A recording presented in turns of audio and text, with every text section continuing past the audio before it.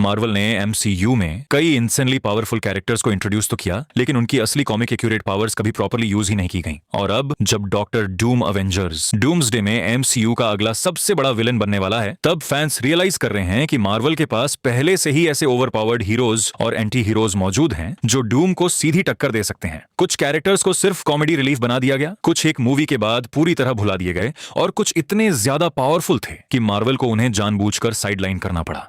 लेकिन सोचो, अगर यही वेस्टेड कैरेक्टर्स फ्यूचर एमसीयू को बचाने वाले सबसे बड़े वेपन्स बन जाएं, और अगर अवेंजर्स, एक्समैन और फैंटास्टिक फोर एक साथ आ गए, तो मल्टीवर्स का सबसे बड़ा वॉर ऑफिशियली शुरू हो सकता है। इसलिए आज हम काउंटडाउन करने वाले हैं top 10 overpowered Marvel characters that Marvel wasted but could become biggest weapons against Doctor Doom in Avengers Doomsday. अब बात करते हैं टास्क मास्टर की। कॉमिक्स में टास्क मास्टर कोई नॉर्मल फाइटर नहीं है, बल्कि उसका दिमाग एक लिविंग कॉम्बैट कंप्यूटर की तरह काम करता है। वह कैप्टन अमेरिका की शील्ड फाइटिंग, ब्लैक पैंथर की एबिलिटी और यहां तक कि स्पाइडरमैन के मूवमेंट्स तक इंस्टेंटली कॉपी कर सकता है। लेकिन एमसीयू ने उसे ऑलमोस्ट एक साइलेंट वेपन बनाकर छोड़ दिया, विदाउट प्रॉपर पर्सनैलिटी या कॉमिक एक्यूरेट डेप्थ। और ऑनेस्टली ये कैरेक्टर का बहुत बड़ा वेस्ट था, क्योंकि डॉक्टर ड्यूम जैसे विलन के खिलाफ सिर्फ ब्रूट स्ट्रेंथ काम नहीं करेगी। अवेंजर्स को टैक्टिकल कॉम्बैट ट्रेनिंग और बैटलफील्ड स्ट्रेटजी की जरूरत पड़ेगी, और उस रोल के लिए टास्क मास्टर परफेक्ट वेपन बन सकता है। इमेजिन करो एक मैसिव सीन जहां वह नई अवेंजर्स टीम को डूम बॉट्स के खिलाफ ट्रेन कर रहा हो, और वही मोमेंट इंस्टेंटली इस अंडररेटेड कैरेक्टर को रिडीम कर दे। अब आते हैं शायद एमसीयू के सबसे ब्रोकन और ओवरपावर्ड कैरेक्टर पर, गाया फ्रॉम सीक्रेट इन्वेजन। सीरियसली सोचो,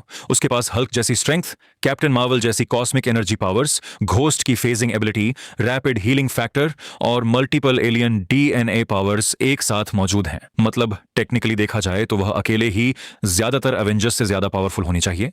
लेकिन सीक्रेट इन्वेजन के बाद मार्वल ने लिटरली उसके एग्जिस्टेंस को इग्नोर कर दिया, और फैंस भी कंफ्यूज हो गए, क्योंकि अगर गाया एक्टिव है तो फिर ऑलमोस्ट कोई भी थ्रेट डेंजरस फील ही नहीं होता। लेकिन कई थियरीज कहती हैं कि मार्वल ने इंटेंशनली उसे फ्यूचर अवेंजर्स मूवीज के लिए सेव करके रखा है, क्योंकि डॉक्टर डूम जैसे मल्टीवर्सल लेवल विलन के खिलाफ एक super powered DNA hybrid weapon की जरूरत डेफिनेटली पड़ने वाली है। अब बात करते हैं शी हल्क की, जिसे ज्यादातर फैंस सिर्फ कॉमेडी और फोर्थ वॉल जोक्स की वजह से याद रखते हैं। लेकिन कॉमिक्स रीडर्स जानते हैं कि जेनिफर वॉल्टर्स एक्चुअली टेरिफाइंगली पावरफुल है, क्योंकि हल्क की तरह वह अपना इंटेलिजेंस लूज नहीं करती। मतलब उसके पास ब्रेन्स भी हैं और हल्क लेवल स्ट्रेंथ भी। और डॉक्टर ड्यूम जैसे विलन को हराने के लिए सिर्फ ताकत नहीं बल्कि स्ट्रैटेजी भी चाहिए होती है। कॉमिक्स में शी हल्क कॉस्मिक बीइंग्स तक से फाइट कर चुकी है, और अगर मार्वल उसका comic accurate savage form finally दिखा दे तो वह एमसीयू हिस्ट्री की सबसे पावरफुल फीमेल हीरोज में से एक बन सकती है। अब बात करते हैं उस विलन की जिसे मार्वल प्रॉपर्ली हैंडल ही नहीं कर पाया, कैंग द कॉन्करर। पूरी मल्टीवर्स सागा ओरिजिनली कैंग के अराउंड बिल्ड हो रही थी, जहां टाइम ट्रैवल, ऑल्टरनेट टाइमलाइंस और इन्फिनिट वेरिएंट्स जैसे कॉन्सेप्ट्स ने फैंस को बेहद एक्साइटेड कर दिया था। लेकिन एग्जीक्यूशन ने ऑडियंस को डिवाइड कर दिया। फिर भी एक थ्योरी आज भी इंटरनेट पर वायरल है कि क्या होगा अगर कांग वापस लौटे, लेकिन इस बार मेन विलन बनकर नहीं, बल्कि उस इंसान की तरह जो सबसे पहले समझ चुका है कि डॉक्टर डूम एक्चुअली कितना डेंजरस है। क्योंकि कॉमिक्स में भी कई बार बिगर थ्रेट्स को रोकने के लिए विलन्स टेम्पररी अलायंसेस बनाते हैं, और ऑनेस्टली अगर एमसीयू में कभी कांग वर्सेस डूम का अल्टीमेट माइंड बैटल दिखाया गया तो वह मार्वल हिस्ट्री के सबसे लेजेंडरी राइवलरीज में से एक बन सकता है। अब बात करते हैं एंशिएंट वन की, जिसे एमसीयू ने एक वाइज मेंटर की तरह दिखाया, लेकिन उनकी असली मैजिकल एबिलिटीज का हमें सिर्फ एक छोटा ग्लिम्प्स ही देखने को मिला। जबकि कॉमिक्स में एंशिएंट वन डायमेंशंस को मैनिपुलेट कर सकती थी, फॉरबिडन मैजिक इस्तेमाल करती थी, और उनके पास कॉस्मिक एंटिटीज के लेवल का नॉलेज मौजूद था। और याद रखो, डॉक्टर डूम सिर्फ एक जीनियस साइंटिस्ट ही नहीं बल्कि एक टेरिफाइंग डार्क सोर्सरर भी है। इसलिए फ्यूचर एमसीयू में मैजिकल कैरेक्टर्स बहुत बड़ा रोल प्ले कर सकते हैं।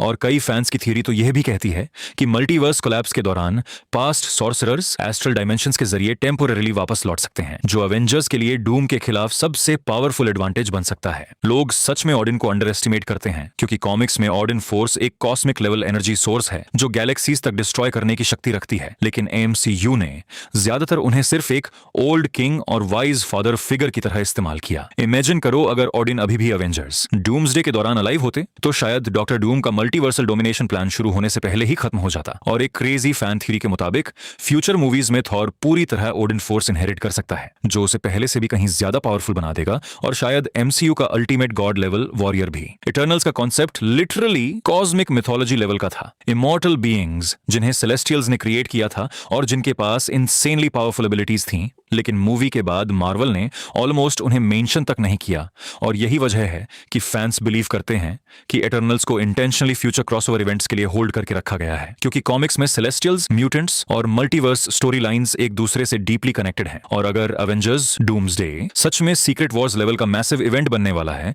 तो इटर्नल्स का रिटर्न ऑलमोस्ट नेसेसरी लगता है, क्योंकि डूम जैसे मल्टीवर्सल थ्रेट के खिलाफ कॉस्मिक लेवल वॉरियर्स की जरूरत डेफिनेटली पड़ने वाली है। अब बात करते हैं एडम वॉरलॉक, जिसे guardians of the Galaxy volume 3 में इंट्रोड्यूस तो किया गया, लेकिन ज्यादातर फैंस उससे कहीं ज्यादा पावरफुल और सीरियस वर्जन की उम्मीद कर रहे थे, क्योंकि कॉमिक्स में एडम वॉरलॉक एक यूनिवर्सल मेसाया टाइप बीइंग है जिसका कनेक्शन सोल एनर्जी और इन्फिनिटी लेवल पावर से जुड़ा हुआ है। यही वह कैरेक्टर है जिसने कई बार थेनोस जैसे कॉस्मिक थ्रेट्स के खिलाफ सेंट्रल रोल प्ले किया था, लेकिन एमसीयू ने फिलहाल उसे मोस्टली कॉमिक रिलीफ की तरह दिखाया। फिर भी उसका असली पोटेंशियल अभी तक पूरी तरह अनटशेड है, और डॉक्टर ड्यूम जैसे मल्टीवर्सल विलन के खिलाफ ऐसे cosmic powered beings future MCU में बेहद इंपॉर्टेंट साबित हो सकते हैं। अब बात करते हैं रेड हल्क की, जो captain America brave new world के बाद ऑफिशियली एमसीयू के फ्यूचर का मेजर हिस्सा बनने वाला है। और नॉर्मल हल्क के अनलाइक रेड हल्क सिर्फ रेज ही नहीं बल्कि इंटेंस हीट एनर्जी भी जनरेट करता है, यानी मिलिट्री इंटेलिजेंस और हल्क लेवल पावर का डेडली कॉम्बिनेशन उसे बेहद डेंजरस बना देता है। कॉमिक्स में रेड हल्क कई कॉस्मिक लेवल कैरेक्टर्स तक को ओवर पावर कर चुका है, और अगर फ्यूचर एमसीयू में गवर्नमेंट को डॉक्टर डूम के खिलाफ अपना अल्टीमेट वेपन एक्टिवेट करना पड़ा तो रेड हल्क उस मिशन के लिए परफेक्ट चॉइस बन सकता है। और फाइनली बात करते हैं शायद एमसीयू हिस्ट्री के सबसे वेस्टेड स्पीडस्टर क्विकसिल्वर की। फैंस उम्मीद कर रहे थे कि वह फ्यूचर अवेंजर्स का एक और मेंबर बनेगा, लेकिन मार्वल ने उसे लिटरली